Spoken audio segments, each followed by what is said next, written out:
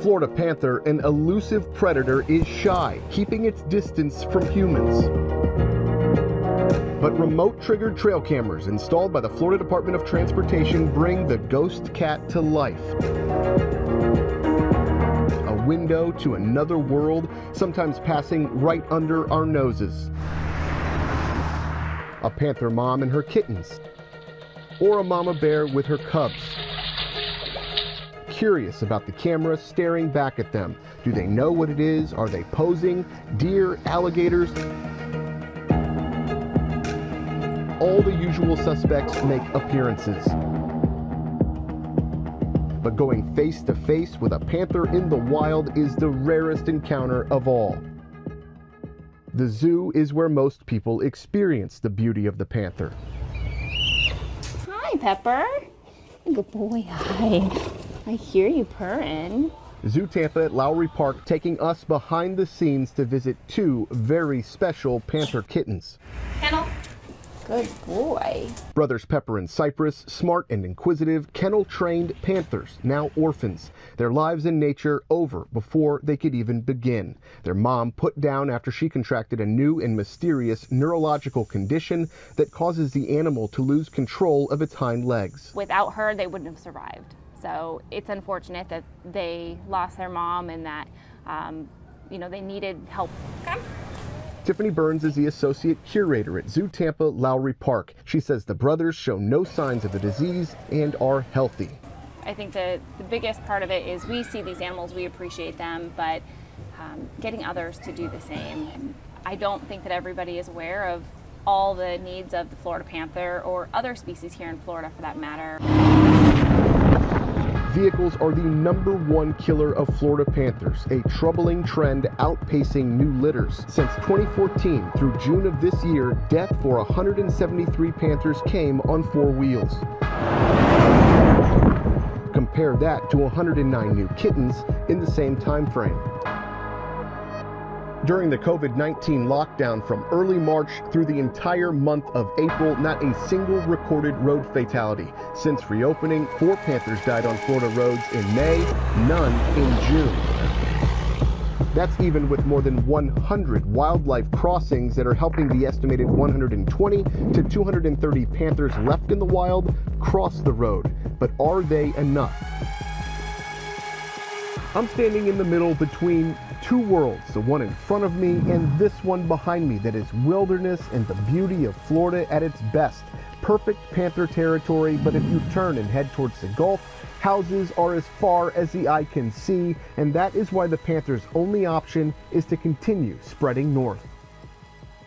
Each red triangle on this map represents a dead panther. The data goes all the way back to 1972, including everything from vehicle fatalities to disease and interspecies aggression. If you follow that map, you will see male panthers trekking north. Biologists say it's common for males to roam central Florida, but not females, and researchers are now celebrating a rare occurrence. A mom and her kittens documented on trail cameras north of the Caloosahatchee River. The Facebook post on the Florida Fish and Wildlife Research Institute page calling it, quote, a new chapter in panther recovery efforts. And the panther's expansion is directly linked to humans. That's going to be more, roadkill. And now there is talk of a new toll road through the heart of panther country. The roughly 140-mile southwest central Florida toll is one of 3 planned across the state. It's going to bring in, more cars. So they don't have a chance. I say panther, you say posse. Panther, posse, panther, posse. Ricky Piers is the director of the Wings of Hope program at Florida Gulf Coast University. You guys got to figure out what animal it is, okay? And if it's panther prey, and if it's a native or exotic species. What is the name of your state butterfly? Zebra longwing? Fighting for 2 decades to save the big cat. Do you want a big bulldozer to come in here and just wipe this out? No. Wouldn't that be wiping out what? The panther's habitat, right? Every year, she leads thousands of students into nature. There we go. Everybody has to get down like a panther. We joined her in February. The cool thing about the Panther Posse is that they're not just walking these trails without any direction. They have books that they're going through, they're getting information, and they're really learning about the animals and the ecosystem. Ooh, I'm so close. 1, 2. I only need 2. I need to find a native species. Save wildlife. Let's go. Woo.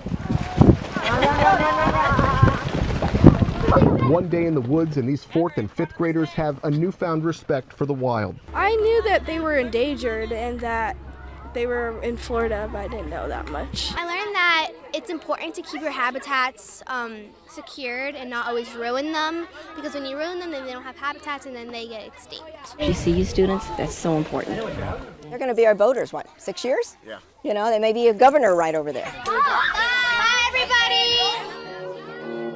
Environmentalists are worried that I've talked to. They've said that they think that that toll road is more important than the life of a panther. That 140-mile stretch might wipe out the Florida panther population, our state animal. I think that's overstated rhetoric.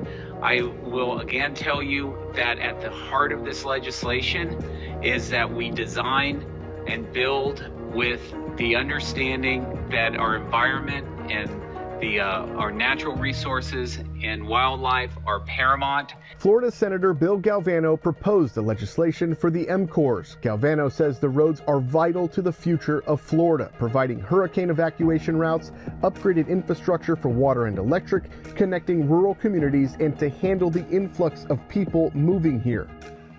Doing nothing is not an answer. We're still going to have 900 people a day coming to the state. We're going to have 130 million people visiting here. This NASA photo taken from the International Space Station shows how crowded our coasts are. The darkness down Florida's spine, prime land to develop. You know, in the Florida Senate and the Florida legislature and Governor DeSantis, when he signed this into law, everybody's supportive of making sure we are absolutely being good stewards of our environment, but just to ignore the growth I described at the beginning of our chat is irresponsible, and that's when you're going to really see net danger to the environment and to species like the panther.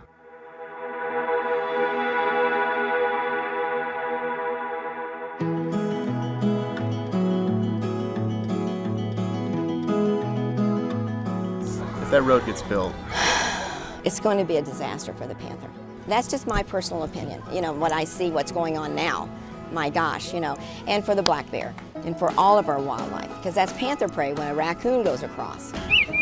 Cypress and Pepper's time in the wild is over. They're now ambassadors for the ones still out there fighting to survive. what does a world in Florida look like without a Florida panther? I can't imagine. You know, I just really can't imagine. Of course, they're just very special to us, and it's their home, you know, and their home should be our home, and we could coexist. We need not to build that road, you know, and we would be fine without it, you know, we really would. In Southwest Florida, Michael Paluska, ABC Action News.